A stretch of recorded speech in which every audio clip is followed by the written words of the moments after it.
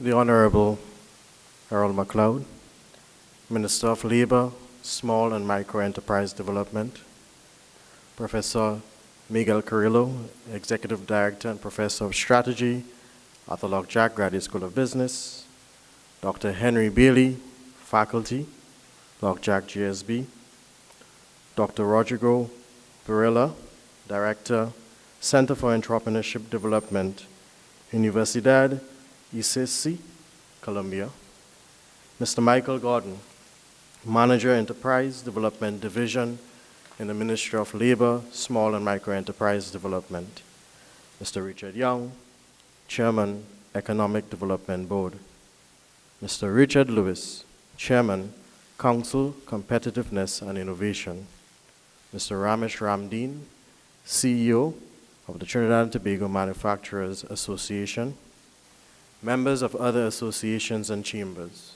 distinguished panel members, members of the media, entrepreneurs, good evening, and welcome to the Loch Jack Graduate School of Business and at the launch of the 2012 GEM report, otherwise known as the Global Entrepreneurship Monitor.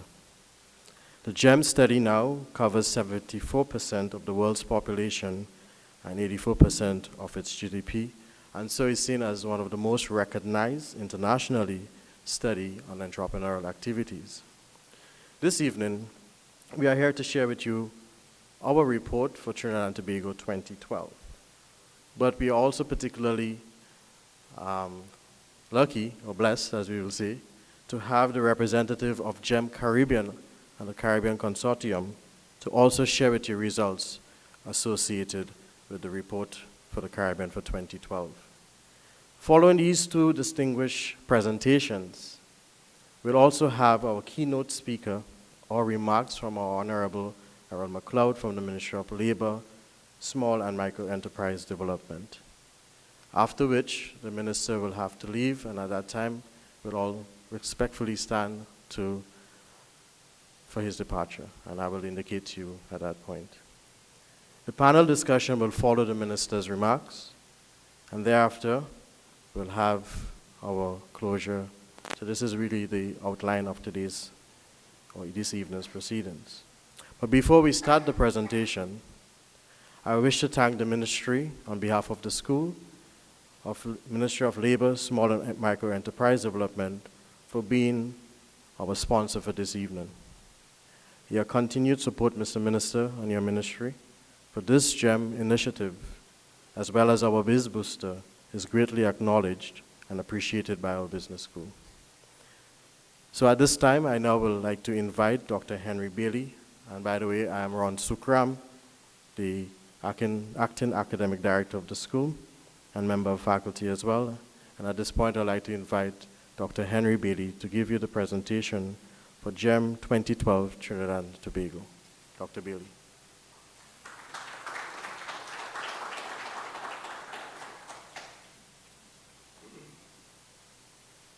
Thank you, Honorable Minister MacLeod, and all other protocols observed. Okay, yes, this is the correct. Right. Okay, good. So welcome all. Thank you for coming to the launch of our of our report. Before I begin, I'd just like to recognize our team of researchers and people who coordinated and put the report together. We had Professor Carrillo, who led the team, myself, and we had Marvin Pacheco and Tahira David, who between the four of us, we put this. So what I'm going to do this evening is I'm going to present a brief background for those of us who are not directly familiar with GEM and the research agenda. A brief background on what the GEM project is and how it operates. A quick look at the methods and the models involved. And then I'm going to identify or discuss a few key issues that emerge from the report that we've just produced. And I'm going to end with some recommendations.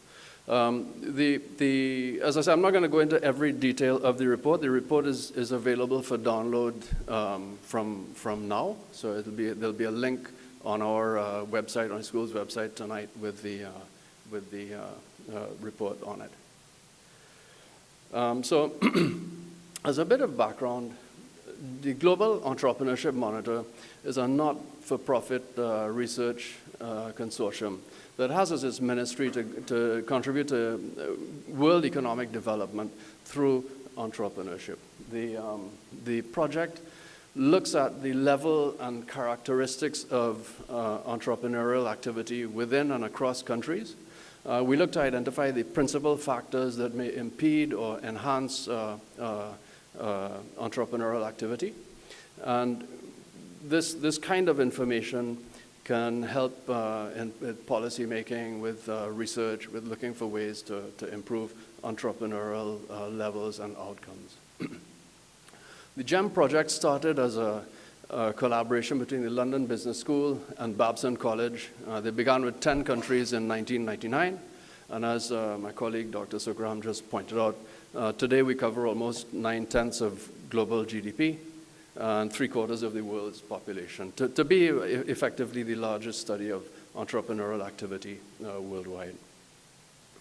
The GEM, there are a number, there are probably about 5 or 6 recognized entrepreneurship research studies or ongoing projects. And they all have a role to play. And GEM occupies actually a unique place in that space. GEM focuses on the individual. So part of this research includes a survey of 2,000 adults drawn from the population, a representative sample of the population. And this allows us to capture things like the perceptions, the aspirations, how people think, how people who are and who are not entrepreneurs think about entrepreneurship. By looking at the general public, we capture the informal sector in ways that other approaches to this would not be able to do. So once a business is not registered, if the focus of the research is on registered businesses, it would not capture some activity. And then we also capture pre-launch activity. This is important because very often entrepreneurs may have good intent, they may have the ability, they may have the idea, but they don't actually make it into implementation. And the GEM model, as we'll see in a while, can flag and can pick up issues at that level. GEM also offers a harmonized approach to measurement and reporting. And this is important. It allows for meaningful comparison between countries and meaningful comparison within one country over time. Another unique characteristic of GEM research is its data set. There's a famous subset of GEM data that covers 84 countries over this period, this 10-year period up to 2010, that contains 1.4 million observations. So this is great for academics and researchers who want to test hypotheses and so on. And again, this building data set involves a set of measures that many governments, many agencies can use as benchmarks for tracking their own progress. The real value or great value in our local study will be seen when we can start looking at trends in entrepreneurial activity and testing or tracking the success of initiatives locally. At this time, we're not able to show trends in most measures. Our report today is going to give us a snapshot, and from next year we'll start to pick up trends and be able to monitor the success of initiatives to enhance the various phases of entrepreneurship. What happened was we made a conscious decision at the end of the 2011 cycle to upgrade to a new method for some aspects of our project that don't allow us to make comparisons year on year. So from the next report, we'll be able to do this. And finally, GEM offers a really, really interesting complement with other studies. And we take, for instance, the Global Competitiveness Index. Whereas the GCI uses objective indicators to build a set of economic pillars, the GEM method focuses on a qualitative diagnostic of the entrepreneurial framework. And one thing that we'll be doing in the next report is bringing these two bodies of research together to really become a very powerful tool for informing policy and so on.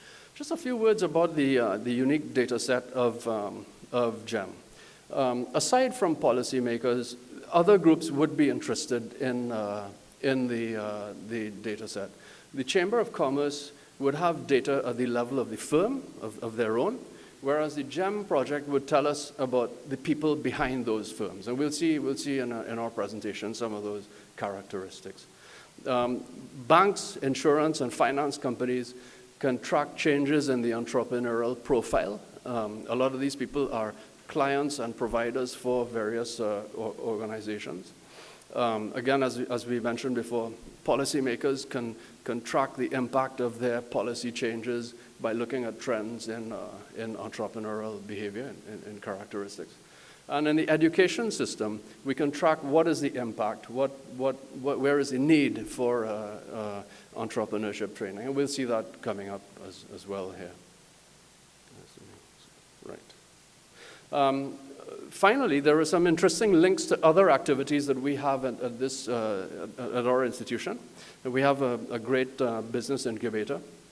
In many of our programs, we have entrepreneurship as a main subject or as an area of focus.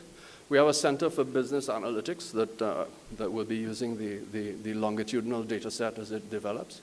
We have a lot of effort going into cluster mapping and cluster development that is led by my colleagues Miguel and Marvin.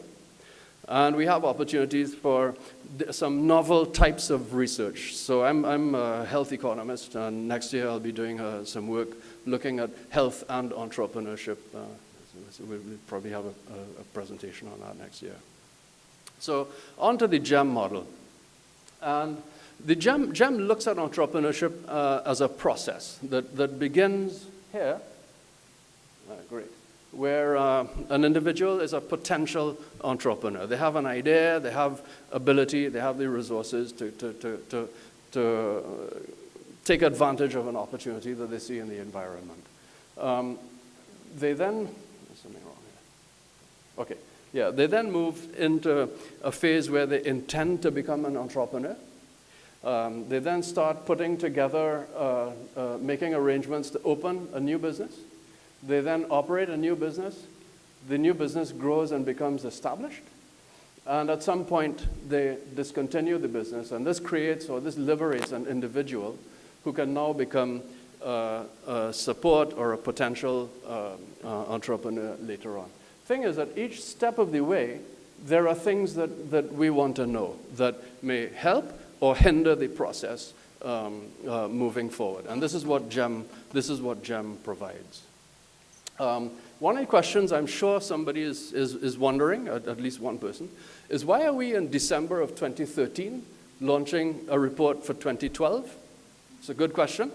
The reason that has to do with the nomenclature that GEM uses. The name of the report contains the year in which the data was collected. So the whole process follows a calendar that is determined by GEM, by the Global Entrepreneurship Monitor, in which we actually get the data, even though we collect the data up to about September of any given year. We give it to GEM, they perform certain types of analysis with it, and they send it back to us at the end of the year. And then they produce a global report. And we're not allowed to issue a new report until the global report has been launched. So as of right now, we've collected our data for this year, but we have not yet got it back. We'll probably get it back sometime early next year from GEM. Okay. GEM in the Caribbean, the effort is growing. You can see year on year we have new countries being added. We have great partners. The IDRC has been has been very helpful with the funding for the project. We've received a lot of technical assistance from Universidad ESSI, and Rodrigo, my colleague, is as much a part of the Trinidad team as Marvin and Tahira and myself. And again, we're very, very grateful for the technical assistance that we get all the time from. So on to the GEM instruments. The key instruments are the adult population survey, where as I said, we interview, we have a scripted, formalized interview where we get responses from 2,000 adults. It forms a representative sample. And the NES, which is a panel of a minimum, this says 40, but I was reminded it is actually 30, 35 or 36 experts drawn from relevant fields such as finance, government policy, programs, culture, education, research and development, and so on. In Trinidad, last year, we actually used we went to 45 experts. This is the GEM model. I'm not going to go into this, but I've just included this slide because this list here gives us the set of framework conditions and the fields from which those experts are drawn. Okay. We've had some policy impact. We're delighted that from time to time, NEDCO actually has GEM research and GEM statements on their website. And the IBIS website also makes reference to GEM. As the data set and the project matures, we look forward to being of greater and greater support to NEDCO and to interested parties. So we come now to the highlights of the Trinidad and Tobago report. And the first issue is that of perception. When we look at ourselves in the Caribbean, we're very, very well placed in terms of the way that we perceive entrepreneurship and being an entrepreneur. This in a lot of countries is a big challenge, but not for us. In terms of how good a career entrepreneurship is, in terms of the status of the entrepreneur and the favorability of media coverage, in the Caribbean, we're above all other regions. So that's great. This is a very busy slide. I deliberately put these three graphs together because they tell a particular story. This is Trinidad and Tobago. And you could see that, again, aside from as a region, as a country, we're also well placed. We're also favorably placed in terms of the image and the way that people feel about entrepreneurship. This may not seem like a big deal, but in many countries it is. In many countries towards this end of the graph, there are issues in convincing people that entrepreneurship is a good career choice. When we ask people if they can observe good opportunities for starting a business in the next 6 months, again, Trinidad, we're in the blue. And we're better off than most other countries. Only some sub-Saharan African countries, which is this group here, and Sweden have a slightly higher rating on this, but we're quite good. People do see opportunities. When we look at entrepreneurial intentions, again, we're below some sub-Saharan African countries, but as the rest of the world goes, we perform quite well in terms of the intention of people or the intent to become an entrepreneur. This is total early stage entrepreneurship is a key variable, a key measurable in GEM. And this gives us the number of people who are nascent, this is people who are in the process of setting up a business, actively in the process of setting up a business, and new businesses. These are businesses that are less than 42 months old. And we could see that, our TEA rate is of the order of 15%, which regionally and globally is quite good by regional global standards. Also on this chart, we have another interesting insight that GEM gives, which is the number of people who are involved in entrepreneurship through necessity. This is people who report in the APS that they work as an entrepreneur because they can't get a job, versus opportunity-driven entrepreneurship, which is people who enter into entrepreneurship to improve their income or because they have a vision for a good or service and so on. And we see that we perform quite favorably with a relatively high level of improvement-driven entrepreneurship relative to the rest of the region. We move now to the profile of the entrepreneur, and we see that almost everywhere, entrepreneurship tends to be a male-dominated activity. Trinidad and Tobago is no different. But there may be some opportunities there if we could perhaps look at the idea of putting some things in place to make entrepreneurship more viable or more attractive for women. When we look at this is the chart of the NES, okay? And we see here that and all the NES charts are going to look like this. So the light blue and dark blue boxes tell us the extent to which NES respondents agreed with the statement on the left. So we see here that there's an issue here where out of these 5 questions, the idea of encouraging women to be self-employed or to start a new business may be something that we could be looking at based on the opinions of the National Expert Survey respondents. Again, on the profile of the entrepreneur, more than half of our entrepreneurs, actually about 2/3, are in the age group 25 to 44, which is in keeping with global figures. We're not special in that regard. Here, however, this is a slide to which we'll return in a little while.